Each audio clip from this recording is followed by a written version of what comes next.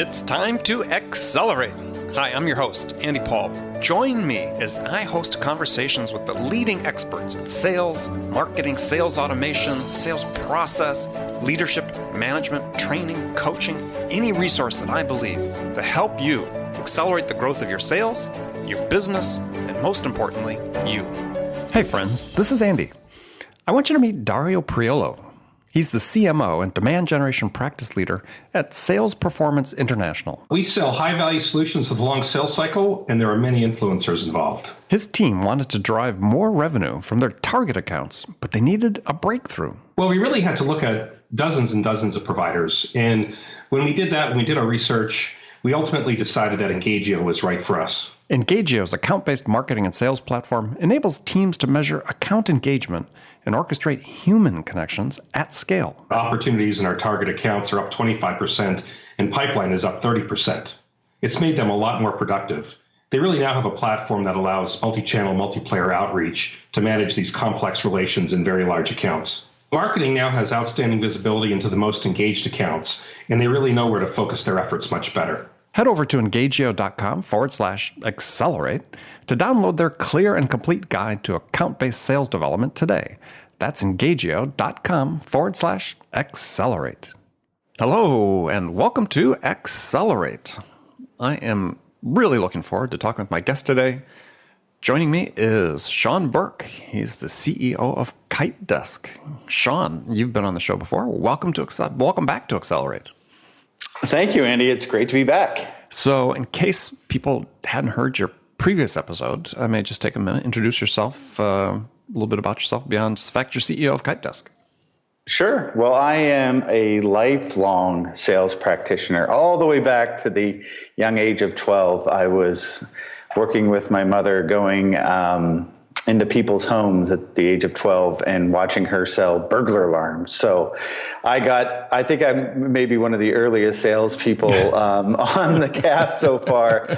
But, and I think I mentioned this in our last one, but my mother said, look, there's not many things in the world that I can train you. I'm not college educated, or, we've kind of like made our own way on it, but I hope I can teach you how to make money. So at a very young age, I got involved in sales and I never looked back. So, this is my 9th early stage venture, always in either a revenue generation type of a role in a leadership position, usually always on sales and the marketing side, both, never just one or the other.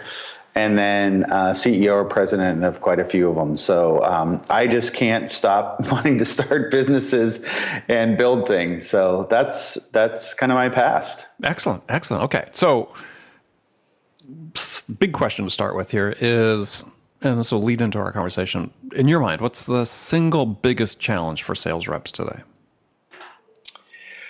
Yeah, I think what I see is they're really struggling to figure out what's going on inside the buyer's walls. Like, there's so many conversations that happen. There's so many more people that are involved in a decision. There's so many ways that a deal can go south that they're really trying to figure out what's happening in there. And it's very easy to lose control of a sale.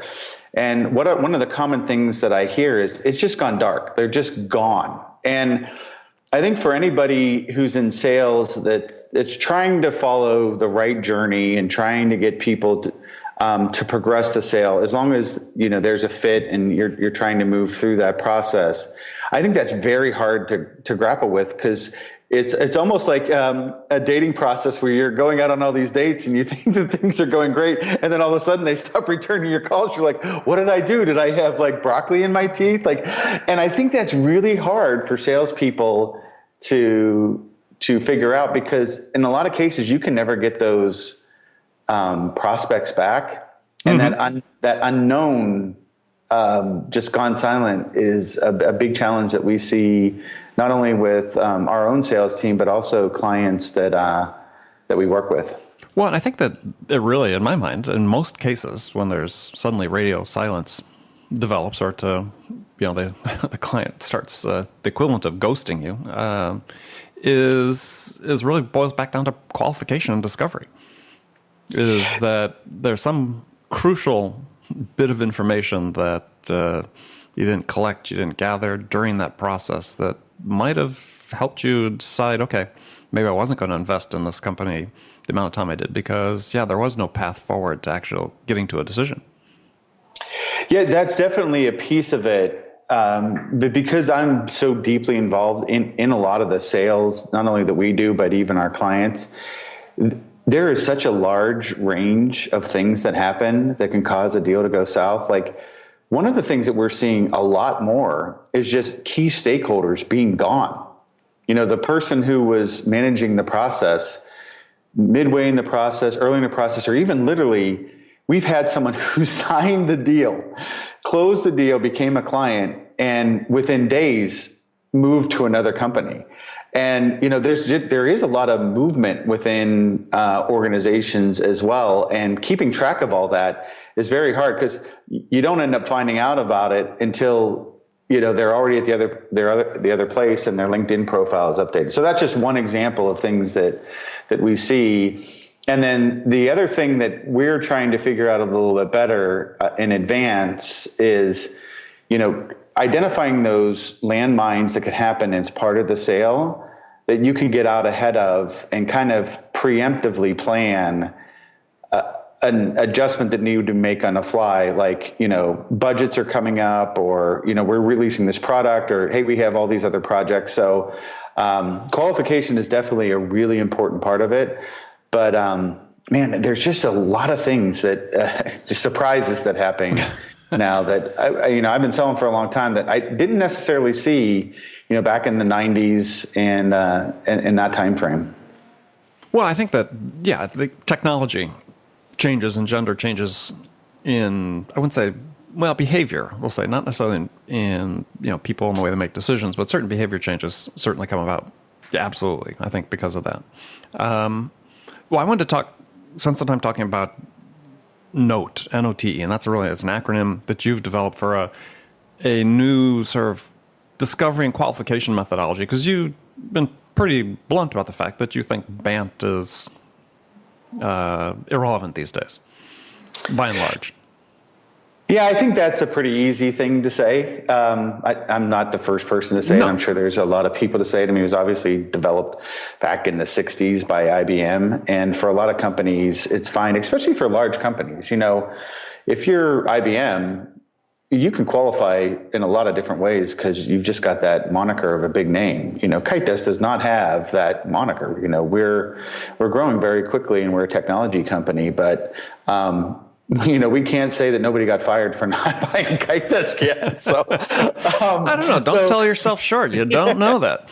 Yeah, not yet. Soon to be, but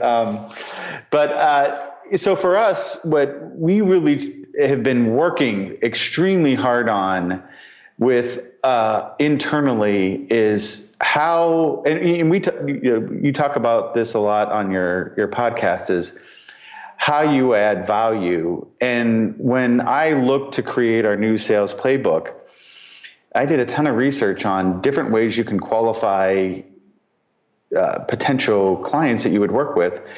And they were all focused on the seller's needs. And no buyer wants to go through you're qualifying them. I really feel like if we do our job right, our job is to help them qualify themselves for KiteDesk. Mm-hmm. And so that's what really NOTE came from. And I should mention NOTE stands for Need, Opportunity, Team, and Effect.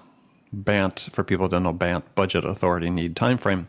So people understand the components, and we'll get to the components, but go ahead.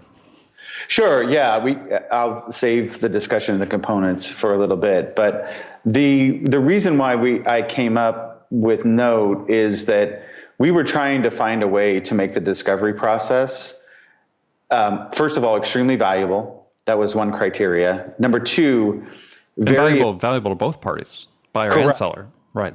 Yeah. The main value we were trying to focus on is actually the buyer. Let's start always with the buyer in mind, and then make sure that our needs are secondary. if necessary at all, because what I have found is if you are genuinely interested in helping people solve problems, then everything kind of works out after that. If that's your tip of the spear, then everything else works out. But if you start with what's in it for me, people get it. They know it. They can feel it. How many people have been called at the end of every quarter saying, let's wrap up this deal because I need to hit my numbers, right? I mean, it's very well known. So that was number one that we really wanted to focus on is let's serve the buyer as much as we can. Number two, and I think you know this, but I got this from you, and is that we want to be extremely responsive and efficient with our time with buyers, like be extremely respectful of our time. And so for me, a discovery process needs to be generating value, but also be very efficient in it. So when we do the need part of it, we actually started at 5 minutes to do need. Now it's almost down to less than a minute, because we know almost inherently what the need is for people to come in. For us, it's they need more meetings, they need more pipeline, maybe they need more leads, but that's just kind of a stepping stone to get more pipeline or more meetings. So we just tell them that, typically people come to KiteDesk they want more pipeline or they want more meetings, which are both correlated. Is that something that you guys are looking for? And, they have a discussion on it. We try to do it. And that's really it. If they don't have that need, then there's really nowhere for us to go. And if we can't find anything in that, we move on. So it's super efficient to do it. The third piece is I know salespeople really well, me being one of them, I still sell, is that you can't have an acronym that they can't remember, right? So, and I've seen some out there that are. Oh, yeah. I mean, it's like, you had one you talked about, GPCT. It's like, what the heck is that? Yeah, I think that's HubSpot's, and they're really good at. That's actually one of the best that I've seen out there.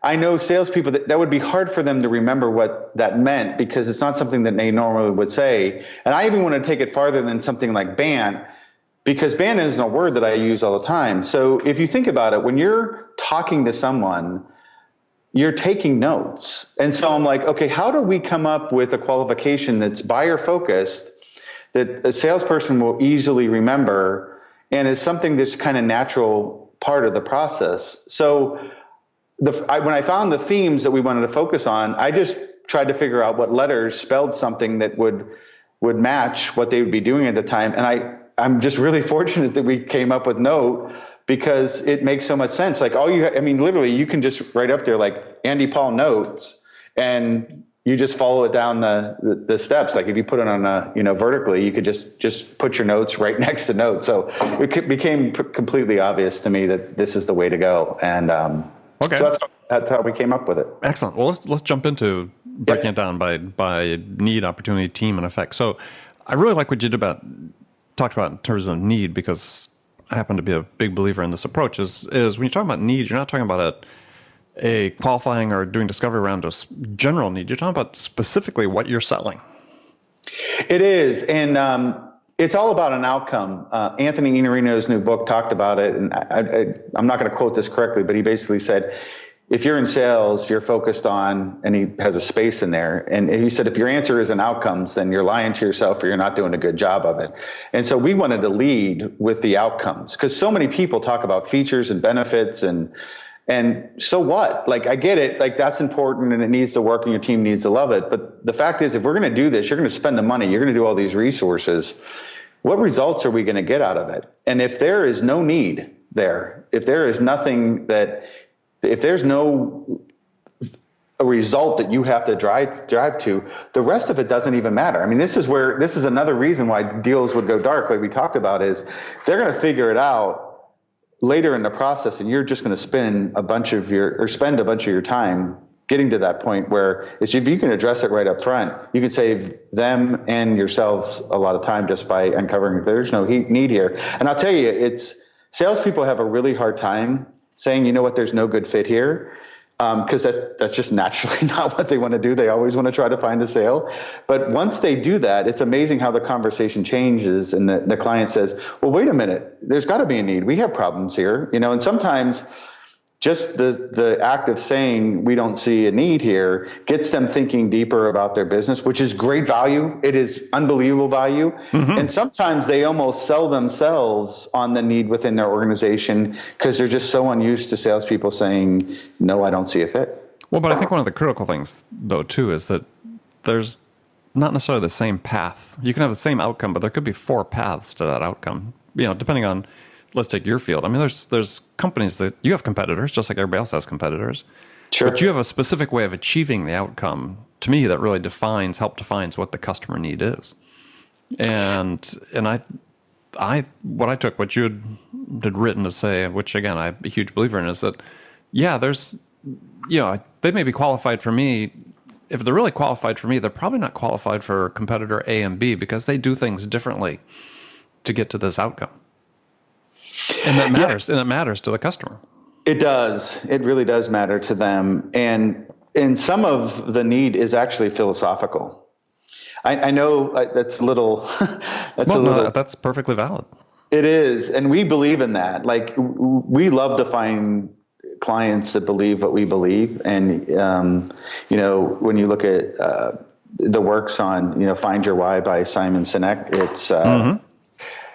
We really believe in it. And we were very upfront in talking about those kind of things. And I'll tell you, it's great when you can find that connection between the two. So you're right. It's even though other companies do similar things to what we do, they don't do it in the same way. And they may solve a different need than what our clients use us for.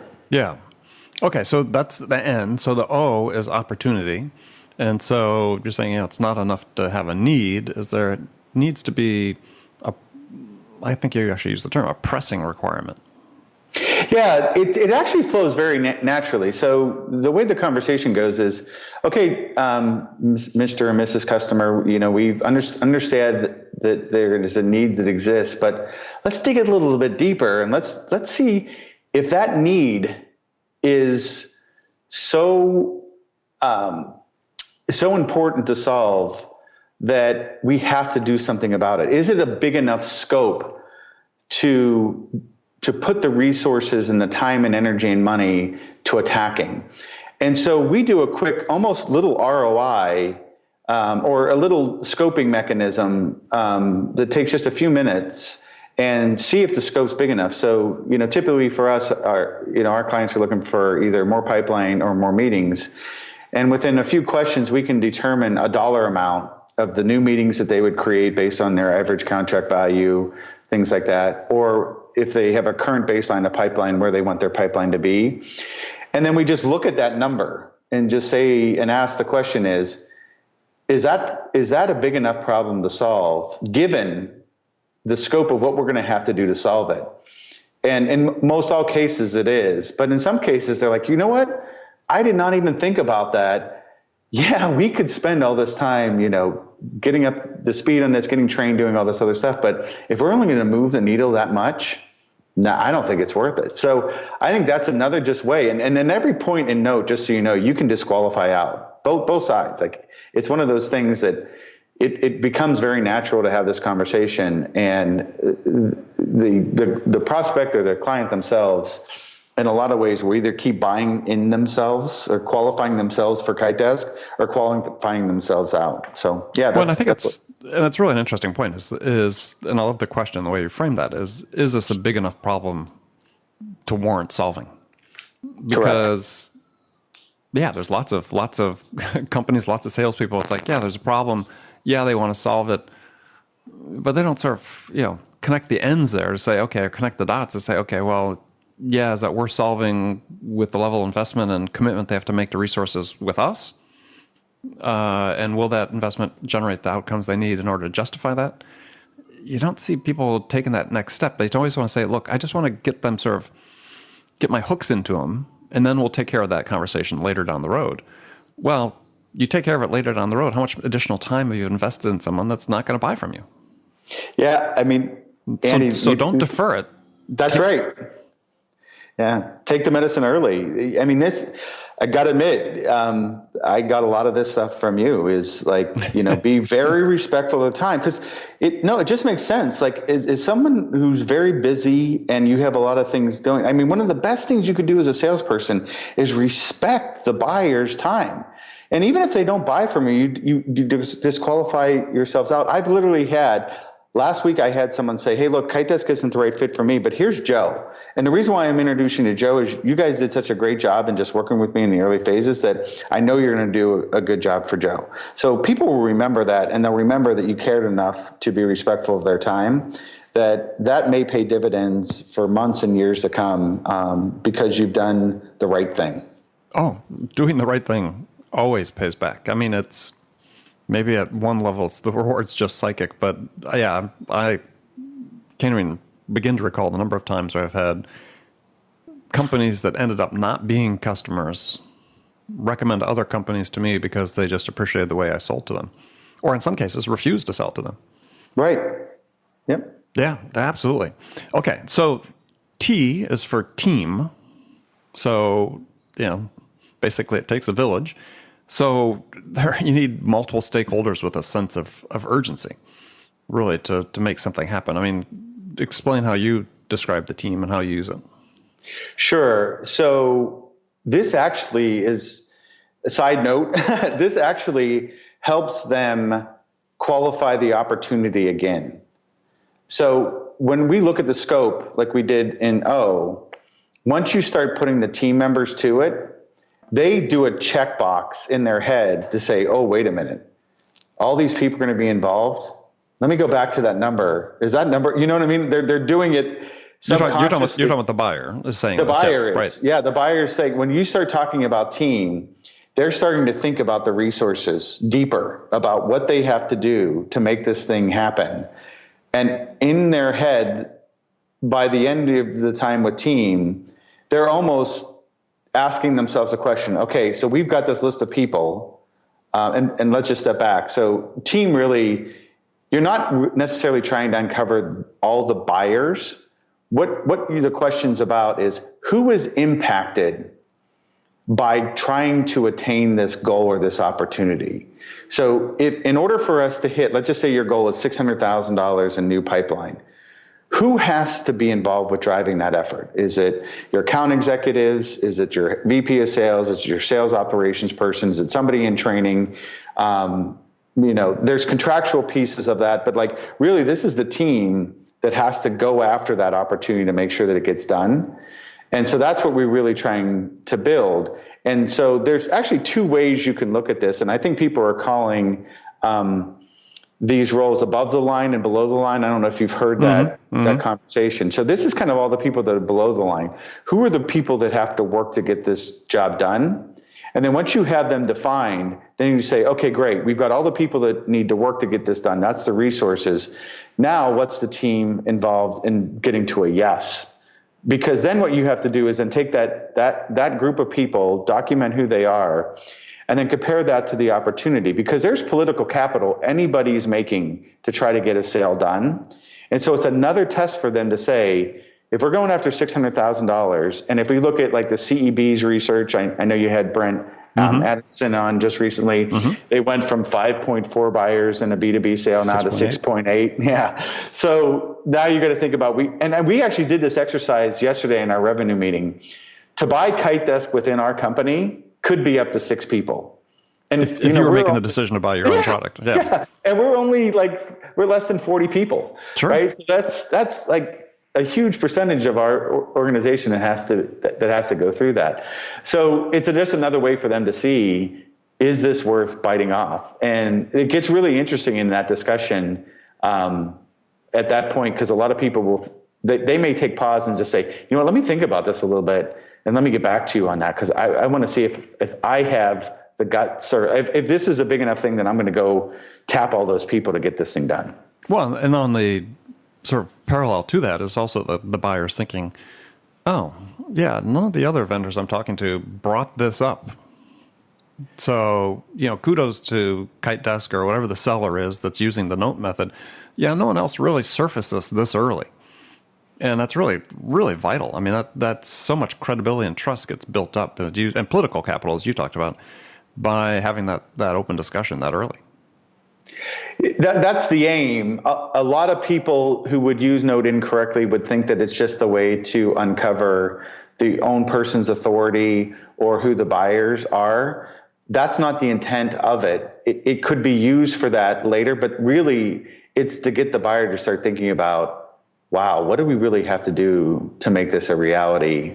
And are we going to be able to get this thing done? Yeah. Like, should I even go down this path? And if you do it correctly, they'll be appreciative that you did it versus defensive about you trying to contact all the people that are involved in the buying cycle. It just flips that conversation completely on its head and gets them thinking like, wow, this person really is thinking about me as a part of this process. Right.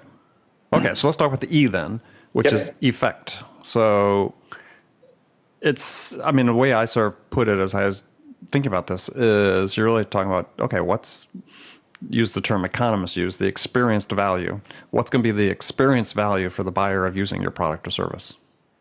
Yes, this is the hardest part of the process because some people get it confused with opportunity, right? So let's just keep this thought process going. If we have a $600,000 opportunity to generate new pipeline, that doesn't happen day one.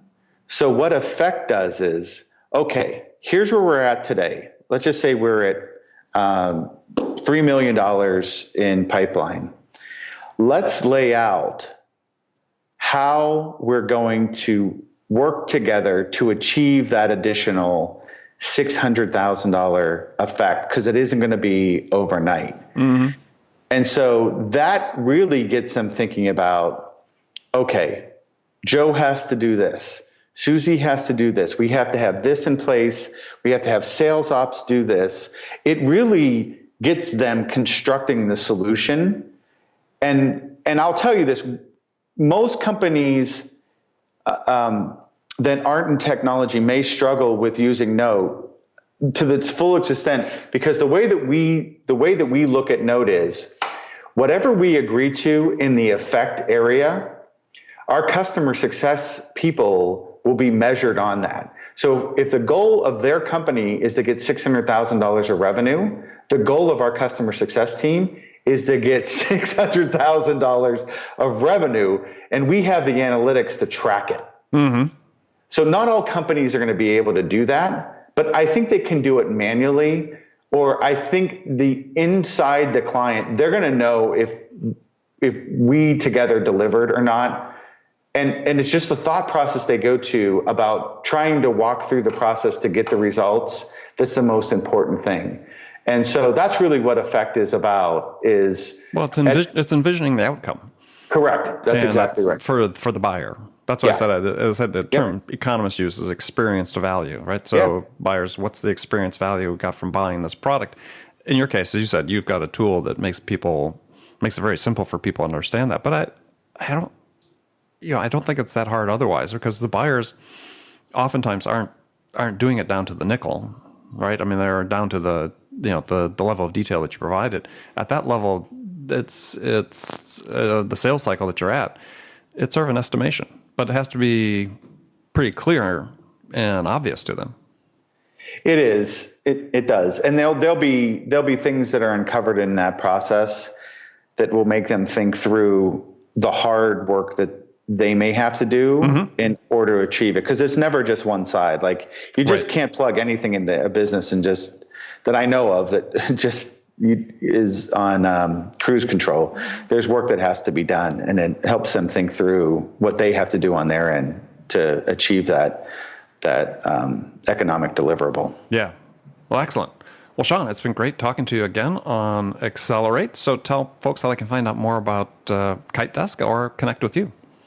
Sure. So you can go to our website at KiteDesk.com. We actually have, we've started to release, by the time this airs, all of our Node blog posts will be out there, I would assume. And so you can see, I actually have done 5 posts on this.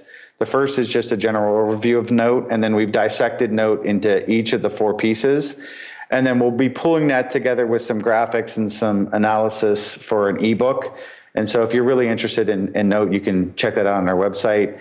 And then, if you go to our website, just go to the management team area, and all my contact information there, my Twitter address and LinkedIn is all listed onto the website. Perfect. Great. Urge people to do that. Sean, thank you very much for being on the show again. And remember, friends, make it a part of your day every day to deliberately learn something new to help you accelerate your success. And easy way to do that, take a minute, subscribe to this podcast, Accelerate. That way you won't miss any of my conversations with top business experts like my guest today, Sean Burke, who shared his expertise about how to accelerate the growth of your business. So thanks for joining me, and until next time, this is Andy Paul. Good selling, everyone. Thanks for listening to the show. If you like what you heard and want to make sure you don't miss any upcoming episodes, please subscribe to this podcast on iTunes or Stitcher.com. For more information about today's guest, visit my website at andypaul.com.